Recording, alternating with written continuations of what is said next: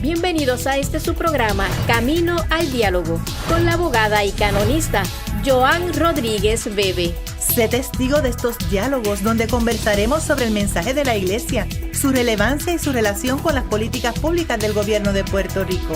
Con ustedes, Joan Rodríguez Bebe.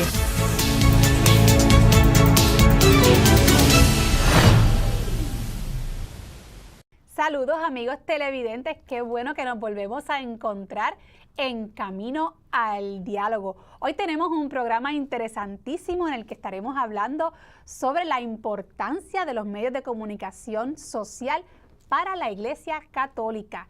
Y para hablar sobre este tema nos acompaña el sacerdote y también periodista, el padre Orlando Lugo. Padre, encantado, gracias. Joan, casi nada venimos a hablar nosotros. ¿Verdad? Ese dúo dinámico, sacerdocio y periodismo. Es algo que apasiona, es algo que alegra el corazón, es algo que me mueve todos los días. De verdad que sí, agradezco muchísimo que me invites a tu programa. Y nosotros agradecemos la aceptación de venir. Padre, hoy voy a empezar directo al punto. Rápido. Venga. Vamos a hablar con los televidentes sobre la importancia de los medios de comunicación para la Iglesia. ¿Por qué son importantes? Yo creo que la Iglesia tiene una misión muy particular, que es la misión de llevar el mensaje correcto. El mensaje correcto es el mensaje del Evangelio, de Jesucristo. Jesucristo está vivo, murió por ti, murió por mí. Y nosotros tenemos que utilizar todos los medios a nuestro alcance para llevar ese mensaje. Porque la gente tiene derecho, ya que tú eres una canonista además y abogada. Sabemos de derecho, bueno, y usted también, hay que decirlo. Sí, bueno, es canonista el padre también. Pero aprendiendo también de nuestra compañera, la gente tiene un derecho natural a conocer a Jesucristo, como también tiene derecho a aceptarlo como no aceptarlo. Nosotros como iglesia tenemos un derecho natural también de llevar nuestro mensaje. Y qué mejor que atemperarnos a nuestros tiempos y utilizar todos los medios de comunicación a nuestro alcance, no solamente la televisión, el internet, las redes sociales, para llevar ese mensaje de forma atractiva, pero de forma fiel. Y yo creo que es importante. Excelente. Bueno, y es tan importante los medios de comunicación que incluso en el Vaticano existe un consejo pontificio, ¿no? El Papa Francisco lo ha creado. Esto no quiere decir que antes no se hacía nada con los medios de comunicación. Observamos el boom del siglo XX. Claro. Y sobre todo con ese gran Papa San Juan Pablo II, que además de ser un gran santo padre, era un gran actor, un gran comunicador. Y yo creo que desde ahí comenzó el boom básicamente en los medios de comunicación. ¿Qué hizo el Santo Padre Francisco? Pues hizo una comisión pontificia donde aglutinó todos los medios de comunicación habidos y por haber en el Vaticano para que tuviesen un mismo plan mediático. Entonces, eso es algo importante. Yo creo que eso es algo a imitar incluso por todas las conferencias episcopales en el mundo y por todas las diócesis en el mundo. Porque no es solamente tener cuenta de Twitter, cuenta de Facebook, Instagram, no es solamente tener eso, es saber cómo manejarlo y poner cristianos profesionales, sobre todo guiando ese plan mediático. Que de hecho el Papa tiene una cuenta de Twitter. Así es, el Papa tiene una cuenta de Twitter y es el líder mundial más seguido en este momento. No lo comenzó él, hay que decirlo, lo comenzó el Papa Benedicto XVI y en minutos el Papa Benedicto XVI se convirtió en uno de los líderes más seguidos, si no el más seguido de las redes sociales. Cuando vino el Papa Francisco, pues se catapultó. O sea, que es todo un fenómeno. Es un fenómeno mediático y todo lo que el Papa publica es algo que sale en todos los medios de comunicación y vemos el interés mediático por la Iglesia y por la figura del Papa Francisco, porque dentro del periodismo los temas de iglesias están entre las 3 noticias más vendidas. Increíble, amigos televidentes, ya saben, el Papa Francisco tiene una cuenta de Twitter, así que no pierda el tiempo y búsquela ahora mismo en las redes sociales. Padre, sabemos que el uso de los medios de comunicación ciertamente ofrece grandes beneficios, pero también su uso inadecuado puede traer consecuencias negativas, como por ejemplo desinformar, confundir a las personas que buscan esas noticias. Y quisiéramos saber qué hace la Iglesia para regular el uso de los medios de comunicación, cómo los regula la Iglesia y por qué es importante que se regule su uso. La Iglesia tiene la función de llevar el mensaje correcto. Por lo tanto, al igual que todos los medios de comunicación, por ejemplo, periódicos, radio, televisión, tienen lo que se llama el derecho a la edición. Tienen un sistema editorial interno en sus empresas. Pues también la Iglesia hace uso de ese derecho, que no es una coacción a la libertad de expresión, sino es todo lo contrario, es querer transmitir el mensaje correcto porque la gente tiene derecho a conocer lo que es verdadero. Por lo tanto, la Iglesia tiene ese derecho también a regular de alguna forma los medios de comunicación para que la transmisión del mensaje sea la correcta y de esa forma tenga pues la efectividad y la unidad. Por lo tanto, la Iglesia puede censurar la iglesia puede aplaudir, la iglesia puede regular, no para coartar la libertad de expresión, sino para que precisamente el derecho a la libertad de expresión pues tenga su amplitud correcta. Claro. Sí, porque la realidad es que muchas personas pensarían contra, pues si la iglesia puede prohibir la publicación de un documento, la publicación de un libro, que de hecho sucede, ¿verdad? Cuando en efecto se publican documentos o se publican libros o cualquier otro tipo de publicación que va en contra de las enseñanzas de la iglesia, pues hay personas que pensarían que hay una violación al derecho civil de la libertad de expresión. Entonces, tenemos que pensar, ¿es cierto? ¿Qué nos dice la iglesia sobre esta relación entre el derecho de libertad de expresión, por una parte, y el derecho de la iglesia también como organización a prohibir o limitar ciertas publicaciones? Lo que pasa es que le cuestionamos mucho a la iglesia, pero no le cuestionamos a los periódicos en Puerto Rico porque lo hacen todos los días. Yo escribo para periódicos también, como tú, y tú has escrito también para periódicos. Y si no les gusta el titular, lo cambian, punto y se acabó, y no le preguntan al redactor, porque ese es su derecho. No le cuestionamos a los medios de comunicación que lo hacen todos los días y le cuestionamos a la iglesia.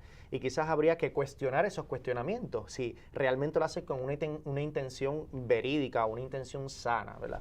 La iglesia tiene derecho, si tú lo haces en nombre de la iglesia, a regular la información. Esto no quiere decir que una persona que quiera publicar cualquier cosa, lo hemos visto recientemente con estos libros famosos de los Batilix, donde hay personas que publican documentos de la iglesia sin su autorización, pues porque tienen ese derecho, pero no lo hacen en nombre de la iglesia. Aquí la clave es publicar en nombre de la iglesia. Si tú utilizas el nombre de la iglesia, la iglesia tiene derecho a regular. Claro, porque si eres miembro de la iglesia, publicas en su nombre, también uno tiene unos deberes, no solamente unos derechos, sino unas obligaciones. De hecho, el Código de Derecho Canónico define la comunión en ese tipo, no solamente doctrinal, sino también es disciplinar. Y parte de la disciplina es someterse al juicio de la iglesia, no para censurar, sino para que se garantice de que el pueblo fiel va a recibir una literatura que es consona con el verdadero mensaje del Evangelio. Sí, que haya unidad en el mensaje, porque imagínese que uno esté diciendo una cosa, mañana otro diga otra cosa, pues entonces estaríamos todos confundidos. Y eso es totalmente contrario al querer original de lo que son los medios de comunicación. Padre, y hablando de confusión y de un mensaje, ¿verdad?, único, ¿qué consejo le daría a los televidentes para que sepan cuándo una información es cierta? Porque, por ejemplo, a mí me pasa muchísimo, y yo me imagino que a ustedes también le pasa en sus hogares, que estamos en nuestras páginas de Facebook o navegando por internet y de repente vemos una noticia del Papa con una bandera de yo no sé quién. Pues muy llamativa, y de repente o la volvemos a publicar o le damos like. Entonces, muchas veces no tenemos certeza que ese mensaje sea el mensaje oficial o sea el mensaje correcto. ¿Qué consejo le daría a los fieles para que, y no solamente a los fieles, a todo el mundo, a todos los hombres y mujeres de buena voluntad, para que sepan que ese mensaje que están leyendo en internet es un mensaje cierto o veraz? Mira, hay una regla fundamental en el periodismo y es confirmar las fuentes. Y yo creo que lo primero que uno tiene que hacer cuando ve una noticia es ver la fuente y luego investigar sobre esa fuente. Y esa fuente nos va a decir todo. Por ejemplo, si nosotros queremos saber si el Papa Francisco dijo o no dijo tal cosa, sobre todo estamos en la época mediática donde todo el mundo incluso utiliza las palabras del Papa Francisco para ir en contra de los fieles de la iglesia, de los sacerdotes, de los laicos comprometidos como tú, pues es importante ir a las fuentes. ¿Cuáles son las fuentes católicas? Primero, la Santa Sede. Uno tiene que ir para allá. La Santa Sede publica todos los suspiros del Papa Francisco. Que esa dirección es Vatican.va. Vatican.va, y están en todos los idiomas. Usted busca el idioma español y ahí están todas las fuentes fiables y oficiales de la Santa Sede. Padre, vuélvela a decir, por favor, para que... Vatican como Vaticano, V-A-T-I-C-A-N, Vatican.va, de Vaticano. .va. Exacto, como vaca, pero no es con vaca. V. Exactamente. Y yo creo que esa es la fuente oficial. De hecho, Joan, ya que lo menciona, he hablado con muchísimos compañeros periodistas de diferentes periódicos, con diferentes editoriales, incluso contrarios de la iglesia, y yo les digo, estás haciendo el ridículo, estás publicando algo que no es verdad, y eso está atentando contra tu propia credibilidad. Por lo tanto, tú y yo estudiamos en la misma escuela de comunicación. Tú sabes que tienes que ir a la fuente, y la fuente en este caso es, por ejemplo, la Santa Sede. Si uno va a agencias de noticias católicas, uno tiene que saber que son realmente agencias que hablan en nombre de la iglesia o son independientes, pero que están inspiradas por el espíritu católico, y las conocemos también todos. Por ejemplo, Así Prensa, Catholic.net, etcétera, etcétera, etcétera. Que de hecho quería, perdona que lo interrumpa, pero para beneficio de la teleaudiencia, quería que nos dijera cuáles son los portales cibernéticos católicos más populares en estos momentos? Pues mira, los más populares y los que yo también sigo, porque me parecen que utilizan la técnica de comunicación muy a favor del mensaje cristiano. Y esto no quiere decir ocultar nuestras deficiencias como institución, porque las tenemos también. Claro, no somos perfectos. Y es parte de nuestra humanidad reconocer, como dice el Papa Francisco, nuestras miserias, no para castigarnos, sino para sanarnos. Y es lo que hace constantemente el Papa Francisco y lo que tiene que hacer el periodismo y los medios de comunicación. Es decir, que porque estén inspirados en la fe católica, no quiere decir que van a ocultar nuestras deficiencias. De hecho, el periodismo sano puede ayudar a fortalecer las deficiencias de nuestra institución como iglesia. Excelente. Por lo tanto, lo que yo creo que actualmente son las más famosas, Así Prensa, que Así Prensa está con EWTN, el canal internacional, es decir, que son una misma empresa. Y Así Prensa es de Internet. De Internet, sí, de Internet, correcto. Y también yo entiendo que en España están surgiendo unos portales muy interesantes que van bastante con su y son tan revolucionarios, como por ejemplo Aletheia. Aletheia es un portal cibernético también. Ese no lo conocía. Correcto, ese es buenísimo. Yo creo que su casa matriz está en Madrid. Y además de Aletheia está catholic.net. Y hay otros también portales cibernéticos que no son propiamente agencias de noticias como corazones.org, que son más bien portales educativos que también transmiten noticias católicas. A mí me gusta mucho Religión en Libertad.